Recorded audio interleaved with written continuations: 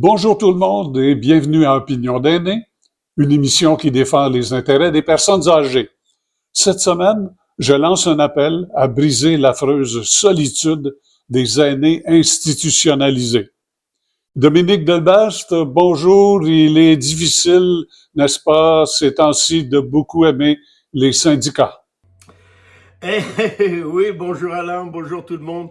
Eh bien oui, écoutez, c'est encore la grève, hein? C'est sûr, les grèves du transport à Montréal n'impliquent pas tous les contribuables du Québec, mais elles créent beaucoup de problèmes et surtout beaucoup de problèmes aux aînés. Beaucoup de problèmes aux aînés qui habitent seuls ou qui n'ont pas de moyens de se déplacer à Montréal pour bien des raisons.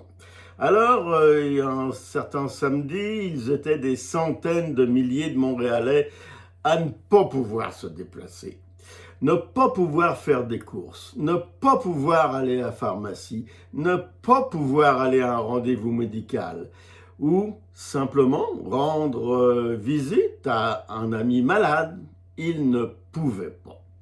Alors, pourquoi ils ne pouvaient pas? Simplement parce que les chauffeurs d'autobus, les opérateurs de métro, ils avaient décidé que les vieux n'auraient pas le droit d'aller faire leurs courses ce samedi. C'était une décision des syndiqués. Alors, bien sûr, au début des années 70, j'ai milité comme beaucoup dans le Front commun, un Front commun qui, à ce moment-là, avait mis nos leaders syndicaux en prison.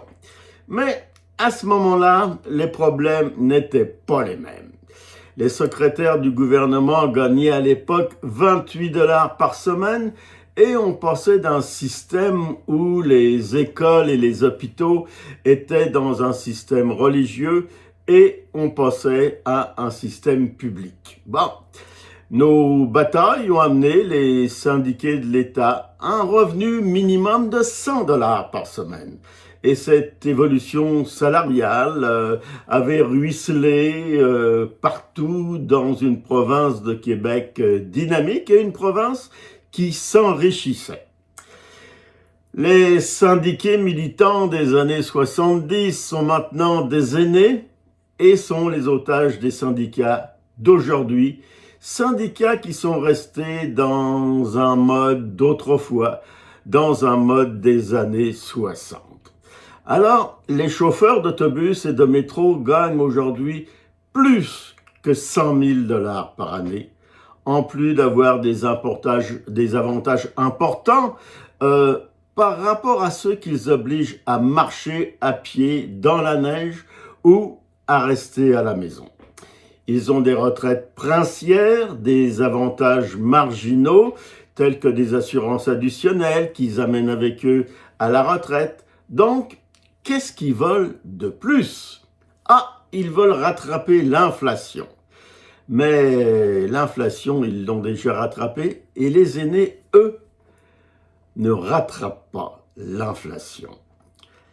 Les syndiqués de la STM, des villes et des gouvernements gagnent en moyenne 30% de plus que les emplois similaires dans le privé. Ils ont une sécurité d'emploi à toute épreuve et ils marchent sur un peuple beaucoup moins avantagé qu'eux et qui paye des impôts pour éponger un déficit du transport en commun dû en grande partie au salaire des syndiqués. Je ne vante pas souvent la CAQ, mais leurs actions pour mettre les syndicats à leur place est très louable.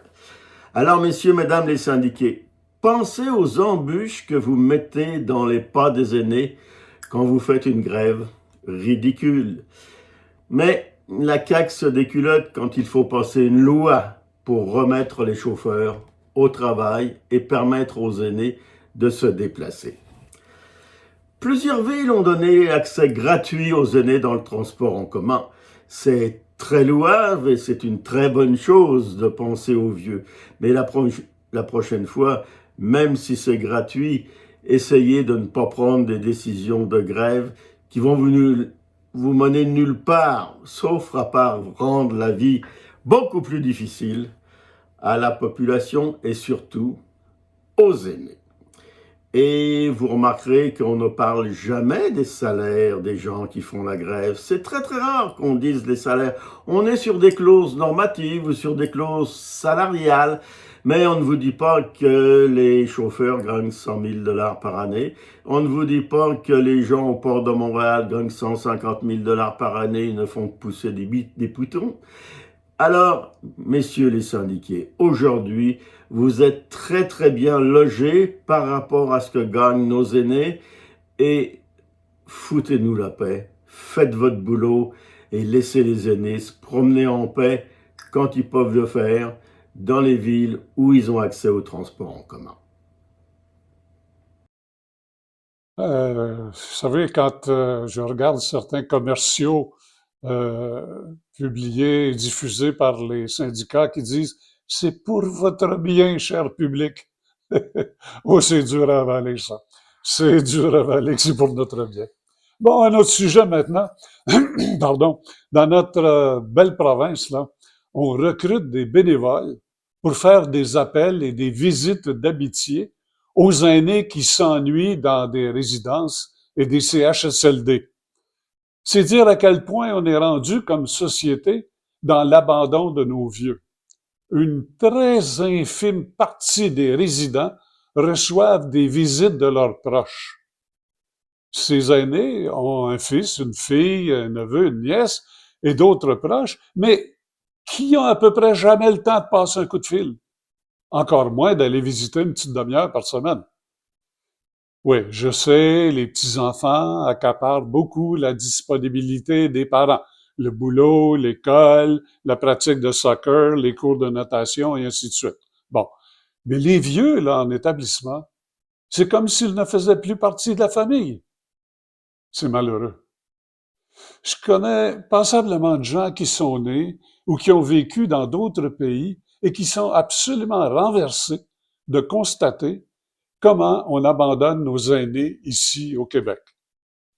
C'est peut-être choquant de se faire dire qu'on néglige nos vieux, là, mais c'est une réalité.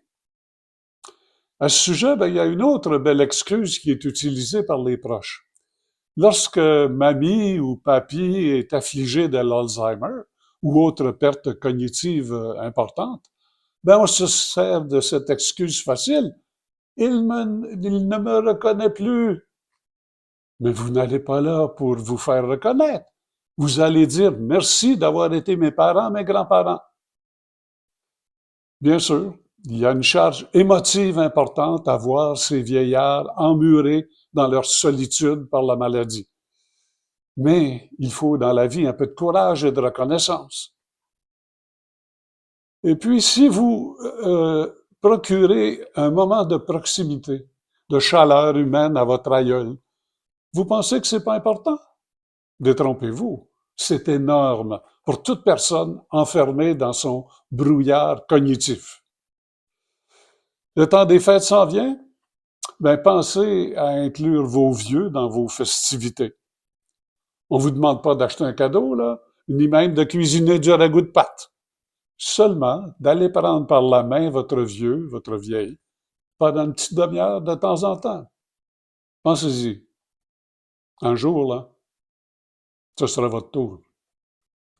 Et oui, Alain, pour les aînés aussi ont besoin qu'on les touche, car même ils ne nous reconnaissent pas, ils sentent le toucher, ils sentent la chaleur, et souvent le fait d'aller les voir, ça empêche les maladies cognitives de se développer, ça les aide à rester où elles sont, sur le point où elles sont, ça empêche le développement de certaines maladies cognitives. Et c'est important de leur parler et de leur toucher surtout. C'est quelque chose dont ils ont besoin. Tout à fait. Tout à fait. Alors, changement de sujet, Dominique, comment va votre prostate? Eh ben, moi, elle va pas mal, Alain, elle va pas mal. Surtout Ouais, bon. dans ce mois de la prostate, qui est un mois de...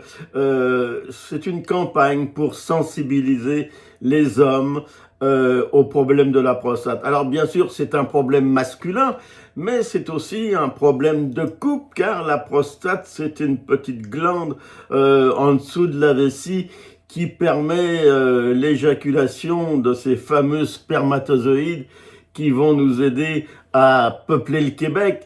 Et c'est une glande importante dans le corps d'un homme, et c'est une glande qui est souvent attaquée par le cancer. Ce ne sont pas forcément des cancers mortels parce que ce sont des fois des cancers très locaux, mais ce sont des cancers qui se soignent quand même assez facilement. Alors, évidemment, pour les hommes, il faut consulter, c'est très important.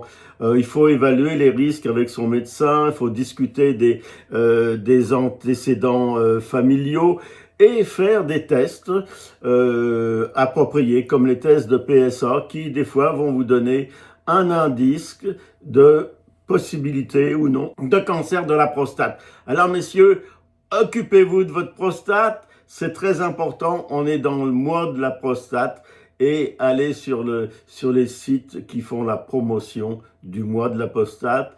On appelle ça Novembre bleu. Alors, conservez votre prostate et faites-la fonctionner longtemps.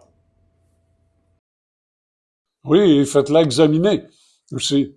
Hein, c'est juste 30 secondes là, sur le fameux toucher rectal par le médecin. Qui n'est pas toujours agréable, il faut dire. Ah, mais c'est rien, c'est rien. C'est pas agréable, sûr, oui. Mais, écoutez, c'est moins désagréable qu'aller chez le dentiste. OK? Tout à fait, mais c'est pas le même trou. Non, c'est pas la même chose, c'est sûr. Mais je veux dire, et ça coûte rien. Alors, chez le dentiste, ouf. Bon, alors voilà qui termine sur cette note notre émission pour cette semaine. Merci, cher public, de nous écouter. Merci aussi, Dominique Delbast. Merci à tous. À la prochaine, et d'ici là, n'est-ce pas? Ben oui, hein, la vie, il faut en profiter.